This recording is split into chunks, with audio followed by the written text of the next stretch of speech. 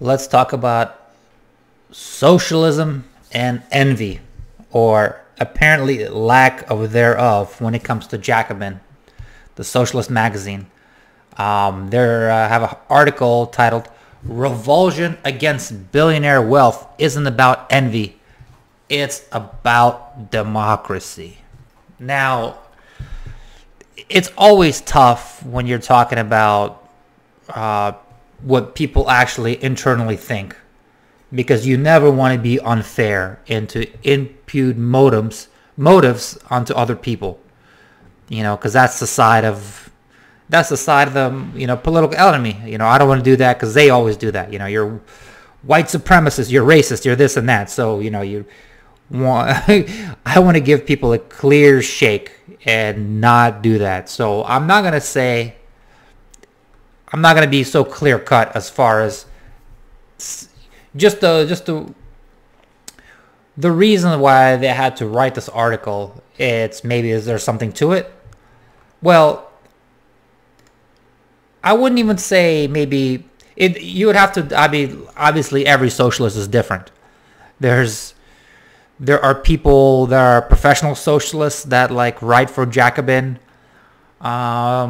Maybe it's not about envy for them, but they definitely do hate wealth or hate inequality, I would say, to put it charitably. And I'm sure there's definitely a lot of other low-level socialists, run-of-the-mill, who just read their magazine. Then yes, this is about envy. But the problem I have with them is that, everything about it's a canard.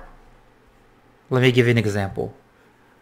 Even if there was no capitalism, every country was socialist. You see this picture of this mega yacht? There would still be mega yachts. Comrade Brezhnev or whoever is in charge of the the socialist country would have this yacht.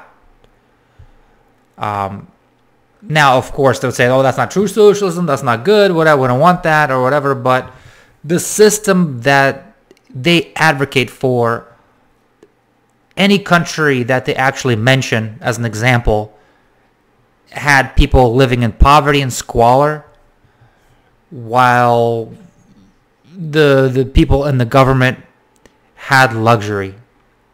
Now, yes, capitalism does create a lot more wealth, for sure.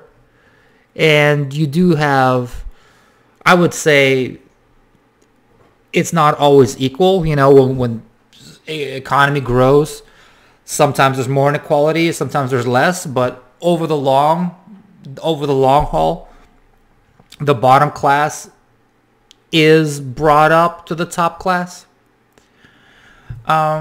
But you do still have this. If they claim it's not about envy, well, at their core, at the very core of socialism, communism, Marxism, it's still a class struggle. That's at the very heart of it. And to me, maybe I'm blind to this. But I don't see a class struggle. I don't see an us versus them. I mean, yes, I see super rich people, super oligarchs. Some people, I can distinguish between some people got their money in a corrupt way. Some people got their money in a very honest way, where they made awesome business and products that people wanted to enjoy, and actually, they created a lot of value for people. A lot, if they do economic studies, well, you can see that maybe 1 or 2% of the whole business is captured by the actual owner.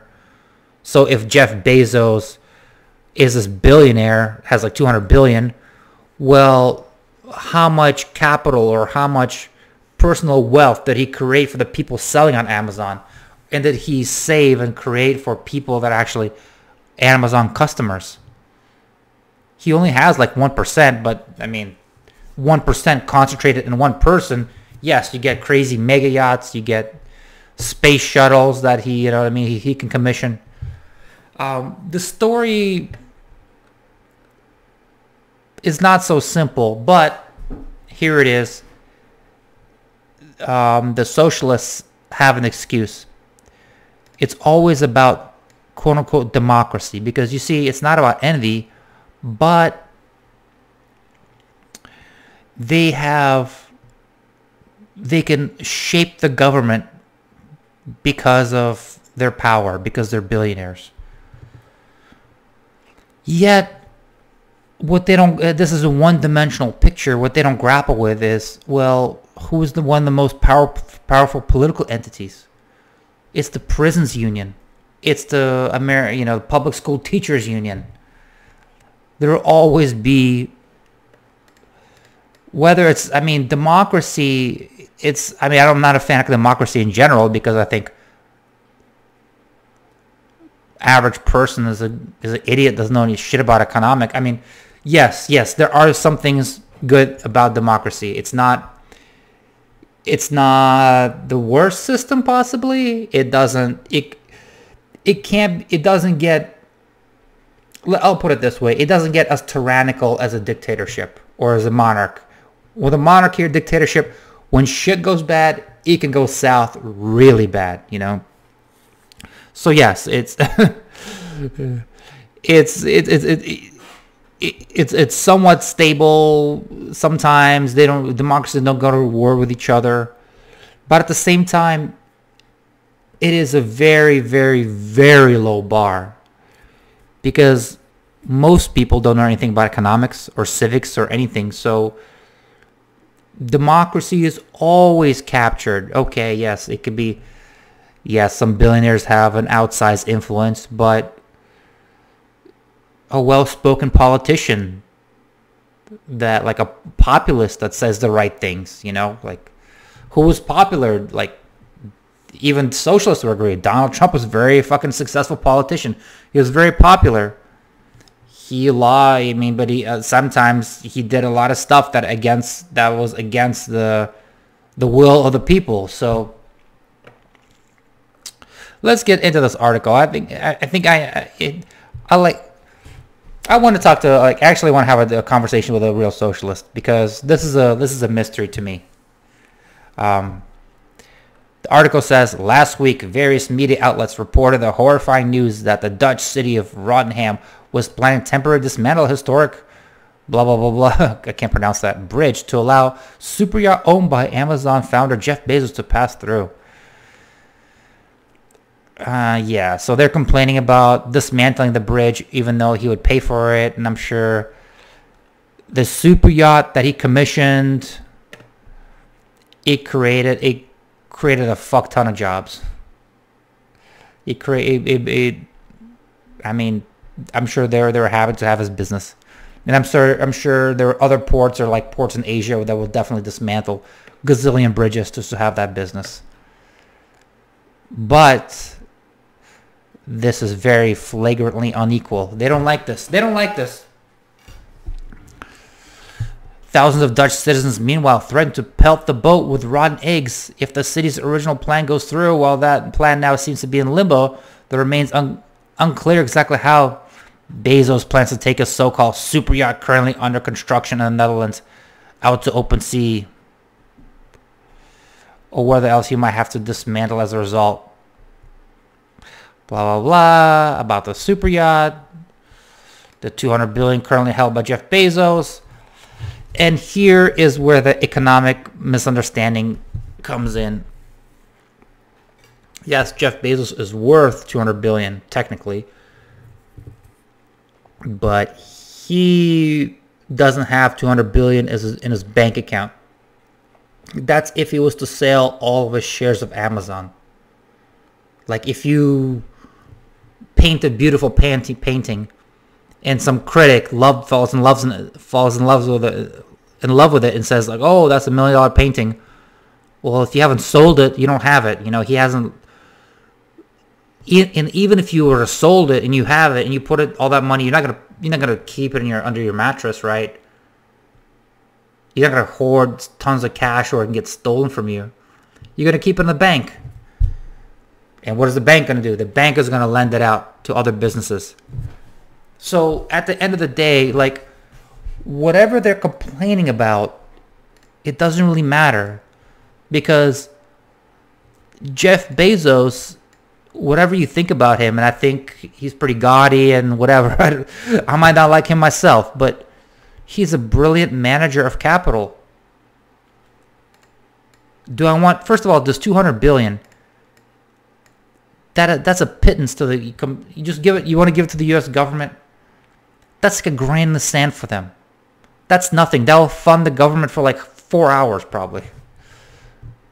That's a drop in the bucket. That's like the U.S. government spends $6 trillion a year, and they mismanage that money. Our world, everybody's going to be a lot more richer if people like Jeff Bezos actually spent that capital. But that's what the fundamental problem with the socialism is, like, they don't understand that they want the people themselves to have this capital, but it doesn't really even get to the people. And even if it did, like,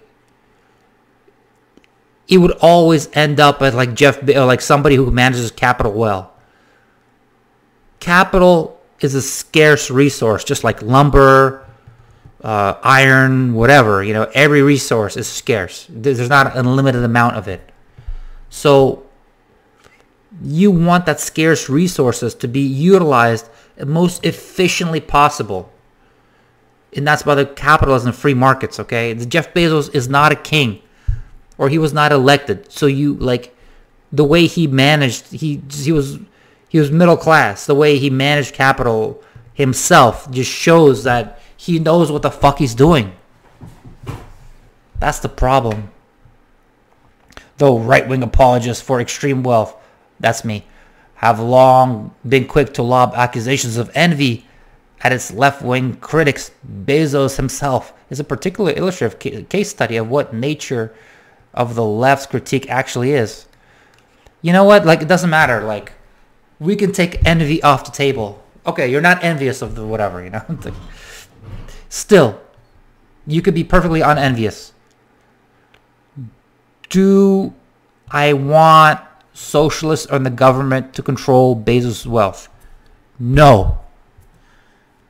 Does he waste money with super yachts or whatever, and a lot of billionaires do? Fly around with a private jet? Of course they do. Yes, they do. But the chunk of their money, they actually spend wisely, investing properly. How do I know that? Well, they have a profit and loss system, which is called capitalism. If they invest poorly, they lose money. If they invest correctly, they gain money, and other people want to invest with them as well. That's how they amass so much capital. Bernie Sanders does not have a profit and loss. Bernie Sanders can take this $20 billion and be gone next day. Guaranteed. So, do I mind the excesses of billionaires? Whatever, I don't. It's part of the cost of having a free market. It's part of the cost of freedom. If you are truly free, well, you can waste your life playing video games or whatever. Somebody else thinks it's a waste of life reading books or skiing or skateboarding or whatever. It's a personal choice. But at the end of the day, people are not poor because Jeff Bezos has these billions of dollars. He created that money. It's like when you buy a book from J.K. Rowling, you buy a Harry Potter book. Well, technically you're $20 poorer, but you bought it because you enriched your life. You wanted to read Harry Potter, the book, more than you wanted the $20. That's like a win-win situation. Being a billionaire, after all, doesn't just give you the ability to buy luxury expensive property and excessive stuff wealth in this scale and invalidly translate into power. So this is how they're going to justify it. Advance or help agitate against particular political causes to influence control of major incentive decisions, transcend national borders, and avoid tax, to include personal hobbies on the scale of potentially threatens national monuments and historic infrastructure, a large chunk of the world economy, and quite literally bend society around wants, needs, and interests.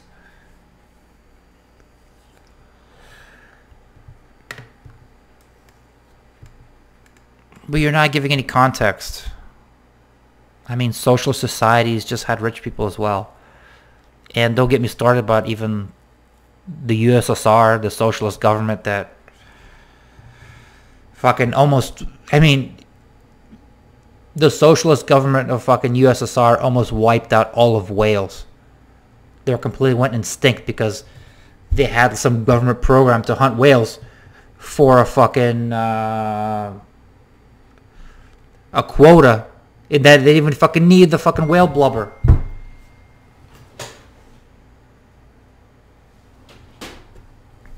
In Bezos' case, owning 10% stake in the world's largest company also comes with a considerable mandate to shape lives of millions of fellow human beings.